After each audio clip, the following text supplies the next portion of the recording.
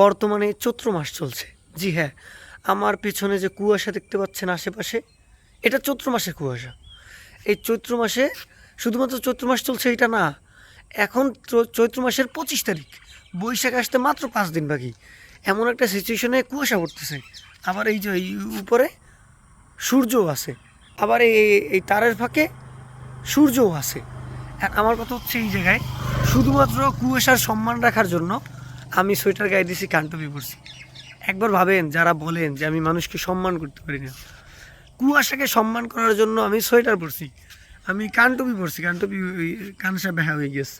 তাহলে ভাবেন, আমি যদি কুয়াশারে সম্মান করতে পারি, এই যে দেখেন কুয়াশার পানি, এই যে দেখছেন শিশিরের পানিতে টোটাল মানে ওই আগাছার যে বাগান, সে আগাছার বাগান ভিজে গেছে, আবার বৃষ্টিও পড়ে। প্রকৃতির বৈশিষ্ট্য হচ্ছে এইখানে যতদিন পর্যন্ত বৃষ্টি আসবে না ততদিন পর্যন্ত কুয়াশা থাকবে, গাছের সালোক সংশ্লেষণের জন্য। এখন প্রকৃতি ভুল করছে, তাই বলি কি আমি ভুল করতে পারি? এই যে কুয়াশা, এই যে কুয়াশা আছে, এই জন্য আমি কানটুপি পরছি। কানটুপিও তো রাজাদের স্টাইলে, রাজা ধীরাজের মতো পরেছি, এবং সোয়েটার গায়ে দিছি। গায়ে সোয়েটার এই কারণে দিছি যে ফিটফাট যে সোয়েটারগুলো, এগুলো আমি উঠিয়ে রাখছি। কিন্তু যেহেতু আমি একটু সকালে উঠছি, সকালে ওইটা যেই সোয়েটারটা হাতে পেয়েছি এটাই পরছি। আমি প্রকৃতিকে কতটুকু সম্মান করে একবার বোঝার চেষ্টা করুন।